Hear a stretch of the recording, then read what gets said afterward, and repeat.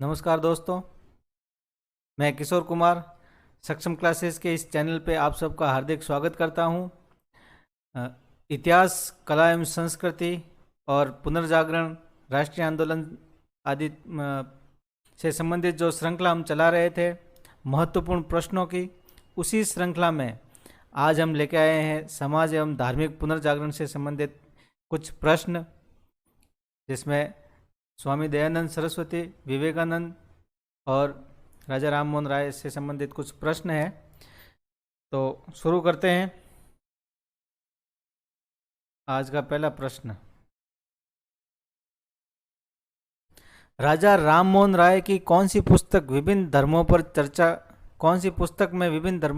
पर चर्चा की गई है? तूफात उल मुवाहिदीन, चंद्रिका, मिरातुल अखबार या मंजारतुल अदयान? तो इनकी जो ये पुस्तक है, ऑप्शन नंबर डी इसका सही आंसर है। मंजारतुल अदयान जो है पुस्तक, उसमें विभिन्न धर्मों के जो अंदर जो तथ्य है, जो ज्ञान है, उसके ऊपर चर्चा की गई है। और ये पुस्तक है फारसी भाषा में, ठीक है दोस्तों। मिरातुल अखबार जो है ये भी फारसी भाषा में है, ये इनकी पत्रिका है मिरातुल अखबार। और ये है समाचार चंद्रिका, ये भी इनका मतलब पत्रिका है, समाचार चंद्रिका। तूफात उल मुवाहिदीन ये उनकी पुस्तक है फारसी में। इसी का हिंदी में अर्थ होता है एकेश्वरवादियों को उपहार। एकेश्वरवादियों को उपहार, ये एक ही है, दोनों पुस्तकें। कहीं ये भी नाम आए तो अभी नहीं, ये आए तो अभी कि किसकी पुस्तक है, तो ये राजा राम मोहन राय की एक और पुस्तक है, percepts of Jesus. Percepts of Jesus,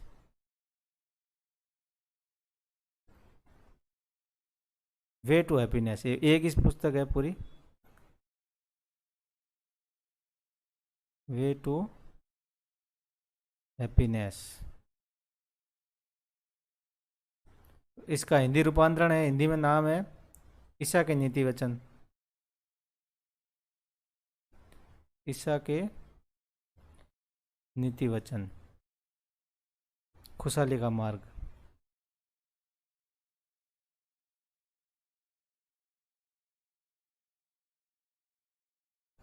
ये इनकी है समाचार चंद्रिका, ये सब इनकी मैगजीन्स है। और एक इनका और एक पत्र है, समाचार पत्र इनके द्वारा निकाला गया था, जो वो भी आप याद रख लेना, बंगदूत।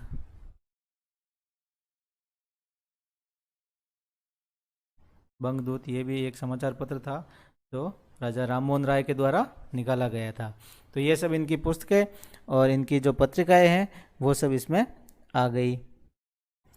ठीक है दोस्तों, अब चलते हैं हम आगे प्रश्न संख्या 2 की ओर।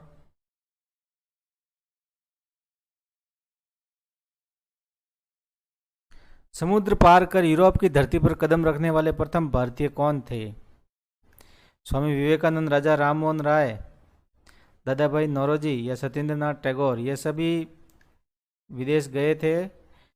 तो स्वामी विवेकानंद तो गए थे पहली बार 1893 में विश्व धर्म सम्मेलन, शिकागो विश्व धर्म सम्मेलन में भाग लेने के लिए। शिकागो विश्व धर्म सम्मेलन, इसमें भाग लेने गए थे स्वामी जी। ठीक है दोस्तों, राजा राम मोहन राय गए थे 1833 में, ब्रिस्टल गए थे और वहीं पर इनकी मृत्यु हो गई थी। 1832 में गए थे, 1833 में इनकी मृत्यु हो गई थी, 1833 में मृत्यु हो गई थी। इंग्लैंड गए थे 1832 में, ब्रिस्टल वहाँ का एक शहर है, उस शहर में इनकी मृत्यु हो गई थी और ब्रिस्टल में इनकी समाधि बनी हुई है। और उस समाधि पर, ब्रिस्टल में राजा राम मोहन राय की जो समाधि है, समाधि पर हरिकेली, हरिकेली नाटक है, वो संस्कृत में नाटक है हरिकेली। उसको वहाँ पे मतलब लिखा लिखा हुआ है इनकी समाधि के ऊपर हरिकेली। ये है विग्रहराज चतुर्थ का, विग्रहराज चतुर्थ का जो ये है नाटक संस्कृत में, ये वहाँ पे लिखा हुआ है। दादा भाई नौरोजी भी गए थे, ये दादा भाई नौरोजी वहाँ पे सांसद भी बने थे। सत्येंद्र नाथ टैगोर रविन्द्रनाथ टैगोर के बड़े भाई, और ये फर्स्ट आईसीएस थे, प्रथम आईसीएस, प्रथम आईसीएस अधिकारी, भारतीय, प्रथम भारतीय आईसीएस अधिकारी। ठीक है दोस्तों, अब चलते हैं नेक्स्ट प्रश्न की ओर।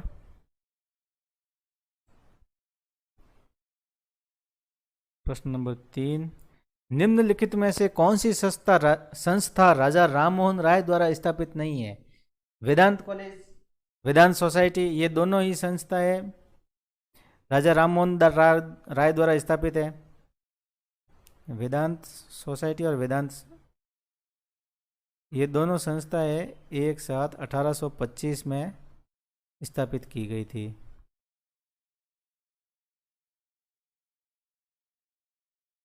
ठीक है दोस्तों, आत्मीय सभा, इनके द्वारा सबसे पहले आत्मीय सभा की स्थापना की गई थी। और भारतीय ब्रह्म समाज भी राजा राममोहन राय द्वारा स्थापित है 1828 में।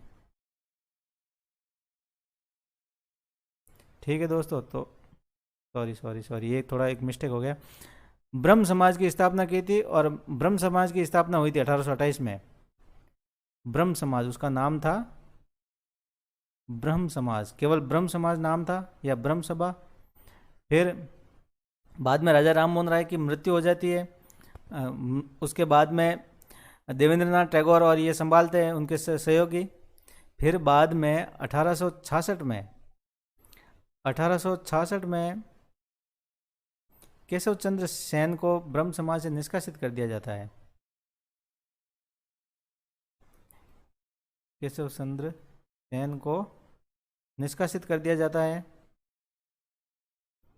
तो फिर केशव चंद्र सेन के द्वारा फिर ये भारतीय ब्रह्म समाज की स्थापना की जाती है। भारतीय ब्रह्म समाज की स्थापना केशव चंद्र सेन के द्वारा की जाती है, और ये होती है 1867 में।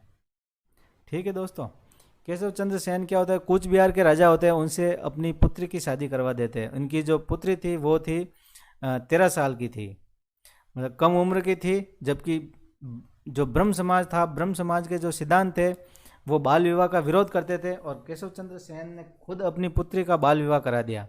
तो फिर केशव चंद्र सेन को निष्कासित कर दिया। तो इन्होंने फिर अलग होके भारतीय ब्रह्म समाज की स्थापना कर दी। और देवेंद्रनाथ टैगोर थे,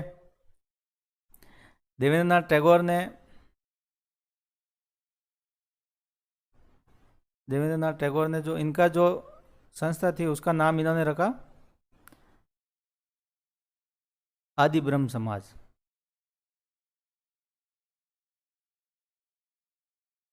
ठीक है दोस्तों, तो ये 1866 के बाद में फिर 67 में इनमें ब्रह्म समाज में फूट पड़ जाती है। तो अब इसका आंसर हो जाएगा अपने 1, 2 और 3, उपयुक्त सभी नहीं होगा। भारतीय ब्रह्म समाज अलग संस्था हो गई बाद में केशव चंद्र सेन द्वारा स्थापित। दयानंद सरस्वती ने वेदों की शिक्षा किससे प्राप्त की थी? मूल शंकर, दंडी स्वामी पूर्णानंद, स्वामी विरजानंद, केशव चंद्र सेन। ये जो सभी है, सभी लोग दयानंद सरस्वती के जीवन से जुड़े हुए हैं।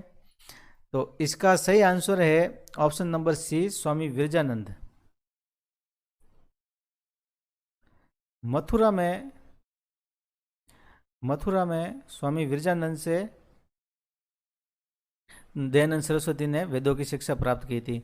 मूल शंकर जो है ये इनका नाम है, मूल शंकर दयानंद सरस्वती का मूल नाम है। दयानंद सरस्वती का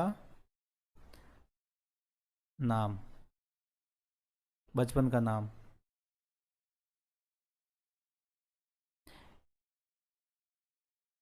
1824 में इनका जन्म हुआ था गुजरात में।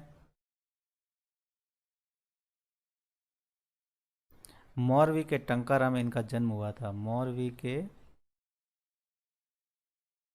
टंकारा में। तो इनका नाम था मूल शंकर। फिर दंडी स्वामी पूर्णानंद, इनके इन्होंने इनको सन्यास की शिक्षा दी थी, सन्यास की शिक्षा दी थी, तथा इन्होंने ही इनका नाम दयानंद सरस्वती रखा।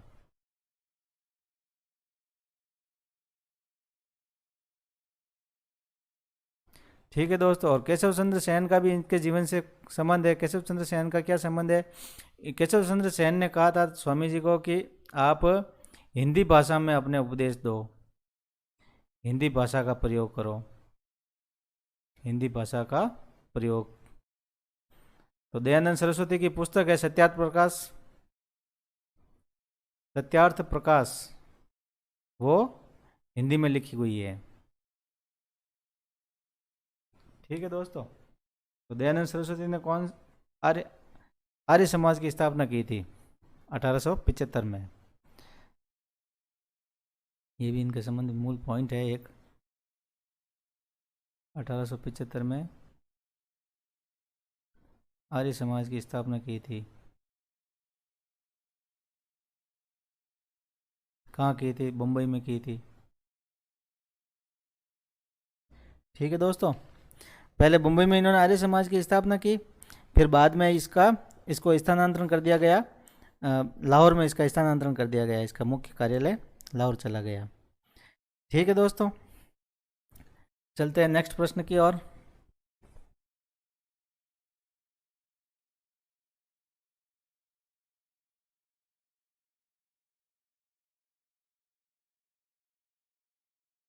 (1886) में लाहौर में एंग्लो वैदिक स्कूल की स्थापना किसने की थी?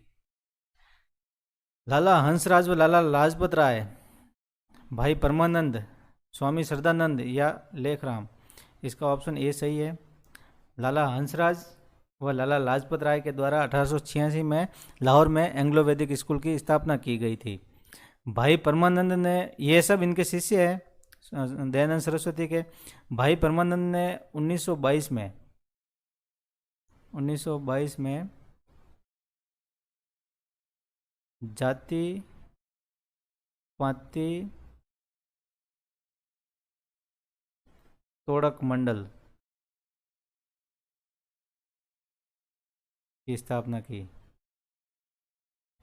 और इसी संस्था के जो जो सम्मेलन था, उस सम्मेलन में डॉक्टर अंबेडकर को निमंत्रित किया गया था, उनको अध्यक्ष का पद दिया गया था, उनको आमंत्रित किया गया था। तो उसी में जो स्पीच देने के लिए जो अंबेडकर ने तैयार किया था, वही बाद में एक पुस्तक के रूप में, मतलब जाति पाति का विनाश पुस्तक के रूप में उन्होंने फिर बाद में उसको प्रकाशित कराया। ठीक है दोस्तों, ये है स्वामी श्रद्धानंद और स्वामी ये लेखराम। इन्होंने 1902 में हरिद्वार में गुरुकुल कांगड़ी की स्थापना की।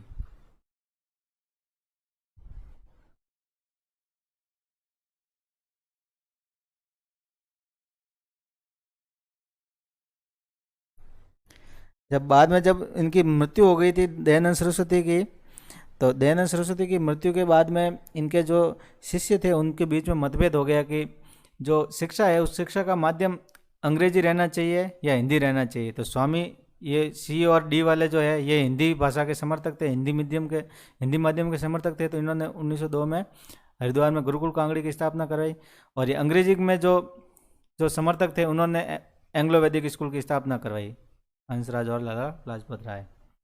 ठीक है दोस्तों, एक स्वामी दयानंद सरस्वती से संबंधित एक और एक महत्वपूर्ण पॉइंट है जो याद रखो। इन्होंने 4 स्व की अवधारणा दी थी, 4 स्व की अवधारणा दी थी। तो वो कौन कौन से हैं? स्वधर्म, स्वराज, स्वभाषा, स्वधर्म, स्वभाषा और स्वदेशी।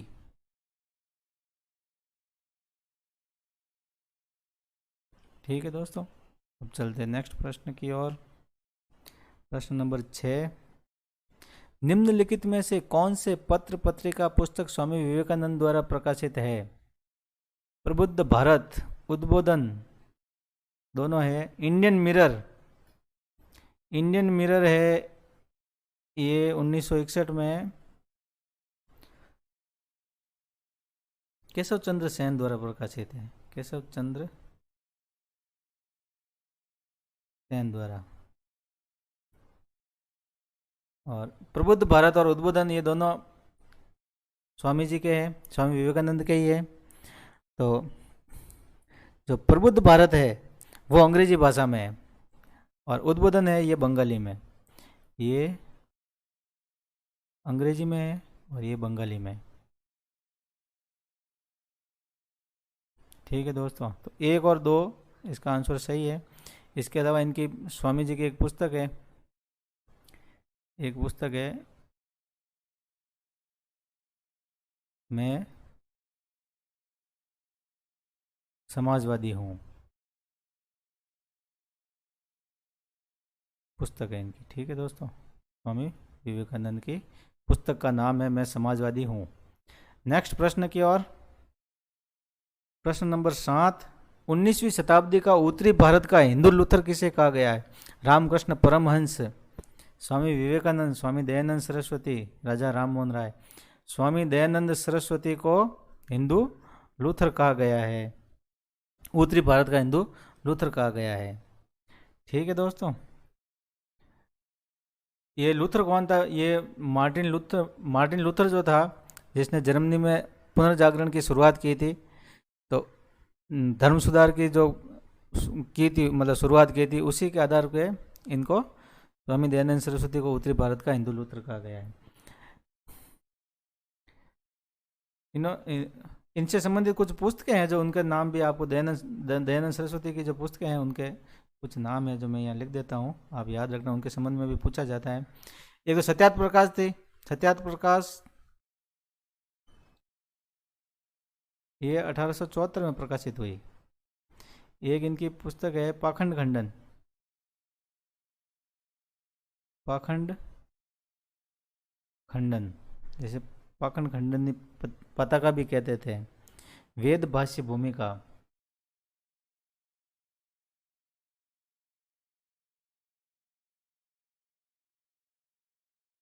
ऋग्वेद पे भाष्य लिखा इन्होंने।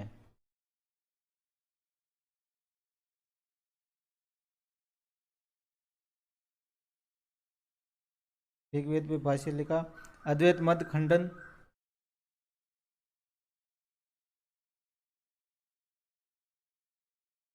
अद्वैत मत खंडन। पंच महायज्ञ विधि, पंच महायज्ञ विधि। और एक लास्ट वल्लभाचार्य मत खंडन, वल्लभाचार्य मत खंडन। ठीक है दोस्तों, ये इनकी कुछ पुस्तकें हैं जिनके संबंध में कभी प्रश्न पूछा जा सकता है।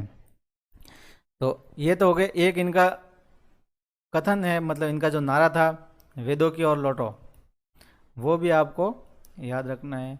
वेदों की ओर लौटो, मतलब इन्होंने जो वेदों के बाद का जो भी वाग्मय है, जैसे पुराण वगैरह है, जिनके द्वारा अंधविश्वास की शुरुआत होती है, उन सब का इन्होंने खंडन किया था।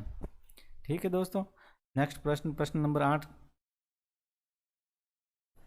किस यूरोपीय धर्म प्रचारक ने राजा राम मोहन राय को शिक्षा के क्षेत्र में योगदान दिया था? अलेक्जेंडर डफ, बिल्कुल सही है। ये एक स्कॉटलैंड के निवासी थे, स्कॉटिश धर्म प्रचारक थे। इन्होंने शिक्षा के क्षेत्र में राजा राम मोहन राय का सहयोग किया था। एक ये जॉन डिग्बी है, जिनके अधीन तो इन्होंने काम किया था, इनके अधीन काम किया था इन्होंने। ईस्ट इंडिया कंपनी के अधिकारी थे, तो इनके पास इन्होंने 10 साल तक काम किया था। एच.एस. अल्कॉट ये है, इन्होंने 1875 में, एच.एस. अल्कॉट ने 1875 में न्यूयॉर्क में थियोसॉफिकल सोसाइटी की स्थापना की थी। Theosophical society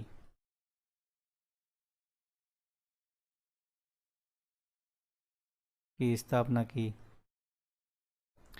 HS. अल्कॉट और मैडम ब्लावाटस्की इन दोनों ने मिलकर की थी। फिर बाद में ये भारत में भी आ जाता है, अड्यार, मद्रास के अड्यार में इसका मुख्यालय बनता है।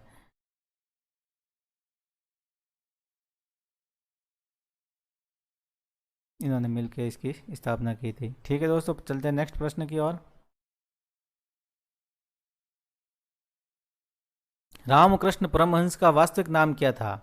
विविदिशानंद, नरेंद्र नाथ, मूल शंकर या गदाधर चट्टोपाध्याय? गदाधर चट्टोपाध्याय रामकृष्ण परमहंस का वास्तविक नाम था, और ये स्वामी विवेकानंद के गुरु थे। और मूल शंकर जो है ये वास्तविक नाम है दयानंद सरस्वती का। और नरेंद्र नाथ जो है ये है विवेकानंद का मूल नाम, स्वामी विवेकानंद का मूल नाम है। और विविदिशानंद जो नाम है ये स्वामी विवेकानंद ने जब दीक्षा ग्रहण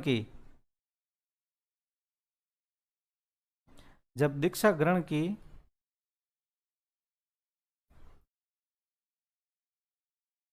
इनके गुरु के पास, तब इन्होंने विविदिशानंद नाम रखा था। तो पहले इनका ओरिजिनल नाम क्या था? नरेंद्र नाथ। विवेकानंद का पहले नाम नरेंद्र से फिर विविदिशानंद,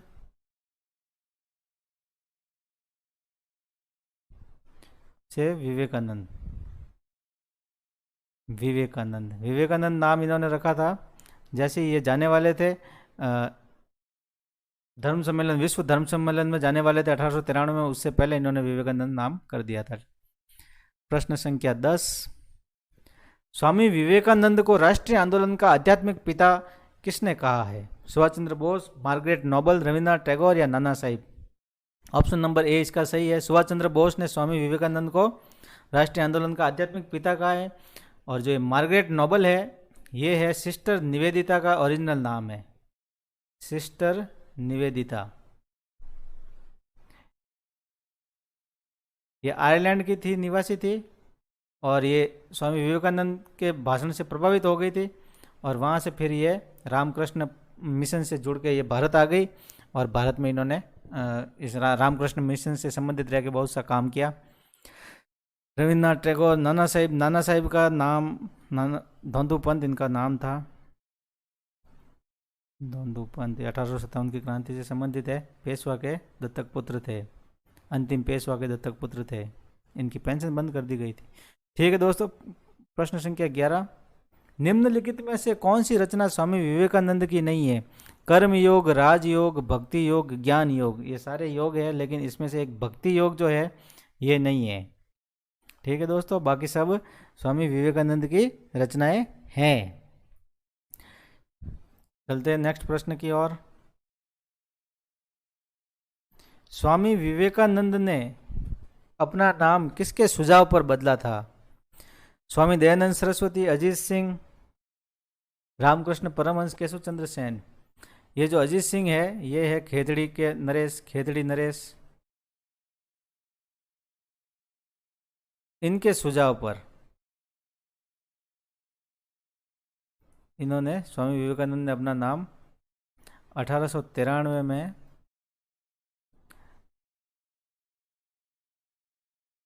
शिकागो धर्म सम्मेलन में जाने से पहले, धर्म सम्मेलन में जाने से पहले नाम अपना स्वामी विवेकानंद कर दिया। ठीक है दोस्तों, रामकृष्ण परमहंस इनके गुरु थे।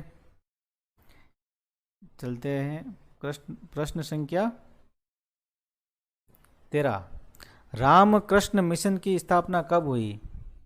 1893, 1896, 1897 या 1900? 1893 में तो विश्व धर्म सम्मेलन, 1896 में ये 1896 में ये भारत लौटे थे वापस, 1893 में ये गए थे, 1896 में वापस लौटे और 1897 में इन्होंने रामकृष्ण मिशन की स्थापना की। 1900 में ये गए थे, विश्व धर्मों का इतिहास का सम्मेलन हुआ था पेरिस में। पेरिस में धर्मों के इतिहास के सम्मेलन में भाग लिया था।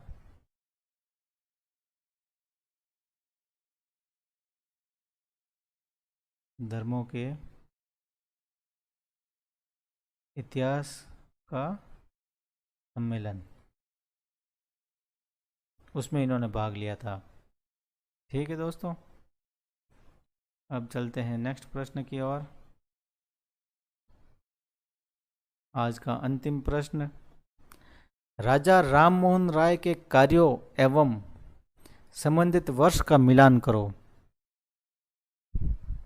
हिंदू कॉलेज की स्थापना हुई 1817 में डेविड हेयर के साथ मिलकर। डेविड हेयर के साथ मिलकर। ठीक है दोस्तों, आत्मीय सभा, इनका सबसे पहला संगठन आत्मीय सभा। वेदांत कॉलेज 1825, वेदांत कॉलेज और वेदांत सोसाइटी दोनों, वेदांत सोसाइटी भी। और ब्रह्म समाज 1828। तो ऑप्शन नंबर सी, ए में 3, बी में 1, ये हो गया इनका। ठीक है दोस्तों, एक स्वामी विवेकानंद से संबंधित एक पॉइंट है जो आपको याद रखना है, रह गया था, प्रश्न बनाया नहीं था उसके ऊपर। रामकृष्ण मिशन जो था, रामकृष्ण मिशन के दो केंद्र है, प्रमुख केंद्र वेल्लोर में था, वेल्लोर कलकत्ता में वेल्लोर आया हुआ है, वहाँ पे तो था मेन केंद्र। और दूसरा इसका केंद्र था मायावती में, मायावती ये आया हुआ है अल्मोड़ा। अल्मोड़ा कहाँ है?